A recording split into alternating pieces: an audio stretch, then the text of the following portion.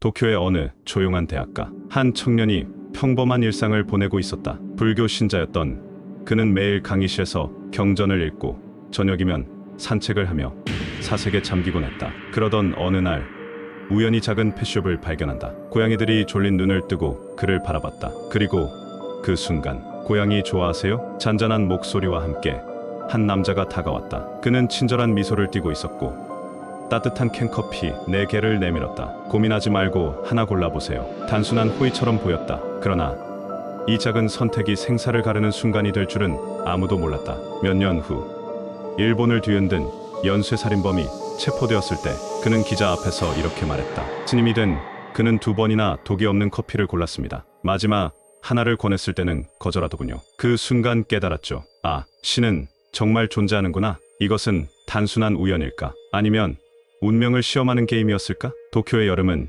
유난히 습했다. 그날도 끈적한 공기를 뚫고 한 대학생이 기숙사 밖으로 나섰다. 불교학을 전공하며 수행 중이던 그는 하루하루를 단정하게 보냈다. 아침에는 경전을 읽고 저녁이면 조용히 산책을 나섰다. 그리고 바로 그날 그는 우연히 한 작은 펫숍을 발견한다. 좁은 골목 끝 오래된 간판이 걸려있는 작은 가게. 창문 너머로 고양이들이 졸린 눈을 뜨고 그를 바라봤다. 묘하게도 이곳은 지나칠 때마다 본 적이 없던 곳이었다.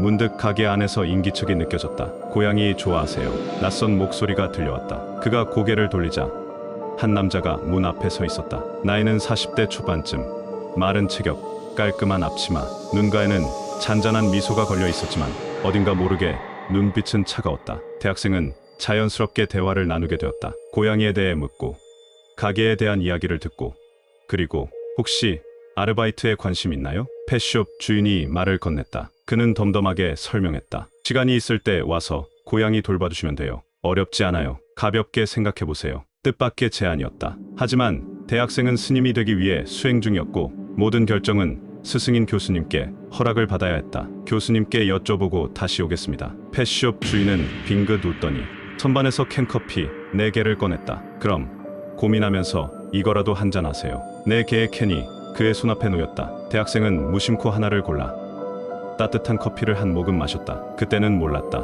이 작은 선택이 생사를 가르는 것이었음을. 며칠 뒤 대학생은 다시 펫숍을 찾았다. 이번에는 결정을 내리고 온 상태였다. 교수님께 아르바이트 이야기를 했지만 답은 단호했다. 수행 중인 자는 돈을 위해 일하지 않는다. 거절해라. 대학생은 정중하게 거절할 생각이었다. 하지만 어쩐지 마음 한구석이 불편했다. 펫숍의 문을 열고 들어선 순간 그는 알 수 없는 위화감을 느꼈다. 분명 같은 가게였지만 어딘가 달라 보였다. 창문을 통해 들어오는 빛이 어색하게 느껴졌고 고양이들은 조용히 웅크린 채 그를 바라보고 있었다. 그리고 펫숍 주인은 같은 자리에서 미소를 짓고 있었다. 아, 다시 오셨군요. 그는 어딘가 기다리고 있었던 사람처럼 자연스러웠다. 대학생은 침착하게 말했다. 죄송합니다. 교수님께서 허락하지 않으셔서 아르바이트를 할 수 없을 것 같습니다. 펫숍 주인은 별다른 감정 없이 고개를 끄덕였다. 그렇군요. 아쉽지만 어쩔 수 없죠. 그런데 그가 다음에 한 행동이 이상했다. 그날처럼 캔커피 4개를 꺼낸 것이다. 그래도 그냥 가긴 아쉽네요. 지난번처럼 한잔하시죠. 테이블 위에 놓인 캔커피 4개. 대학생은 순간 망설였다. 무심코 손을 뻗으려다 문득 이 상황이 이상하다는 것을 깨달았다. 지난번에도 정확히 4개였어. 그때 그는 처음으로 이 상황을 곰곰이 생각했다. 왜 항상 4개일까? 그는 잠시 머뭇거리다가 결국 하나를 골랐다. 펫숍 주인은 가만히 그 모습을 지켜보고 있었다. 마음에 드는 걸 고르셨네요. 그는 커피를 마시면서 가게 안을 둘러봤다. 그리고 그날따라 가게 한쪽에 커튼이 쳐진 공간이 있다는 걸 알아차렸다. 처음 방문했을 때는 없던 곳이었다.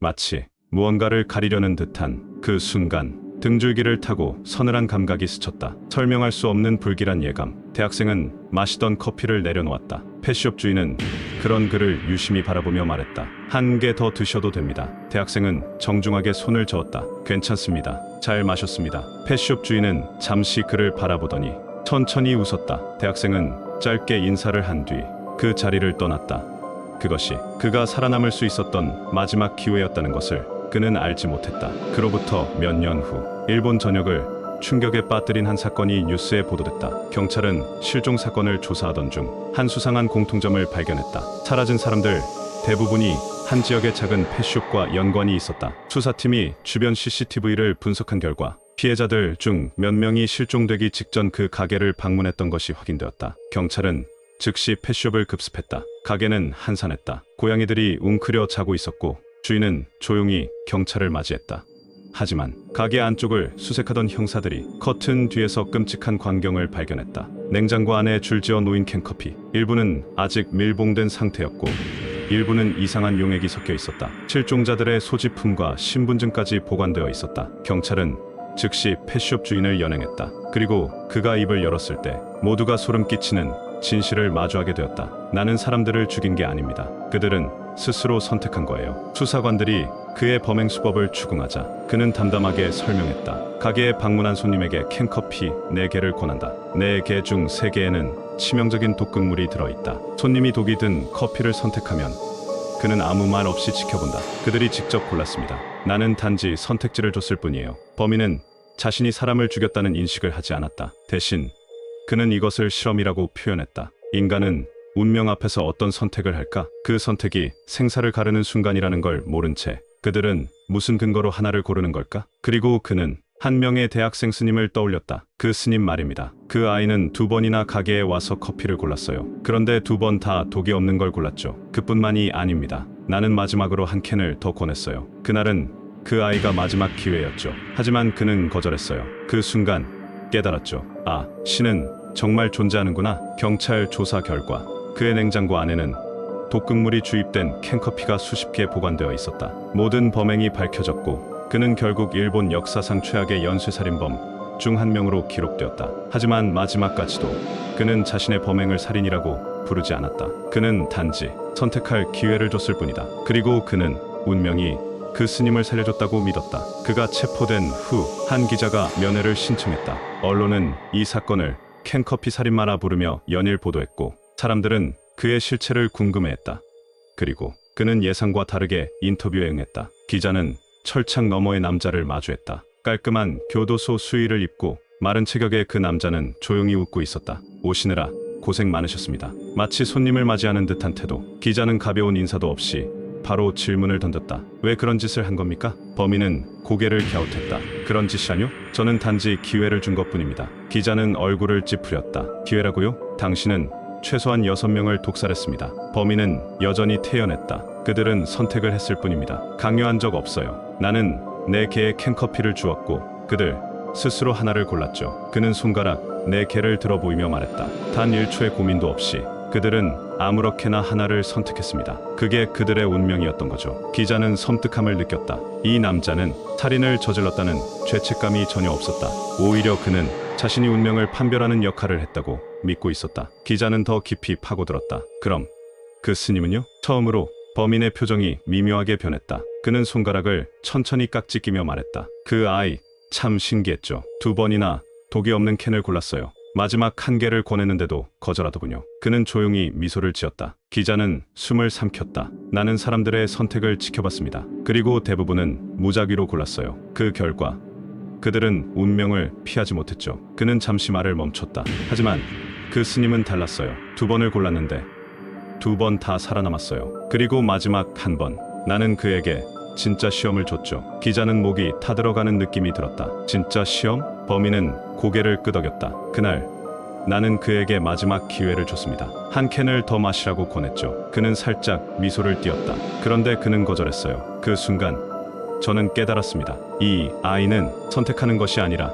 거부함으로써 살아남는 법을 아는구나. 그의 눈빛이 기묘하게 빛났다. 그 순간 나는 깨달았어요. 아, 신은 정말 존재하는구나. 기자는 말문이 막혔다. 그가 믿는 신이란 우리가 생각하는 그런 존재가 아니었다. 그에게 신이란 살아남는 자를 선택하는 힘이었다. 범인은 끝까지 후회하지 않았다. 그는 법정에서 무기징역을 선고받았지만 담담한 표정으로 판결을 들었다. 그에게 사람들의 죽음은 살인이 아니었다. 그는 단지 선택지를 제공했을 뿐이었다. 경찰 조사에서 그는 마지막까지 이렇게 말했다. 나는 사람을 죽인 적 없습니다. 그들은 스스로 선택한 거예요. 그는 자신을 신이 아닌 운명을 판별하는 존재라고 믿었다.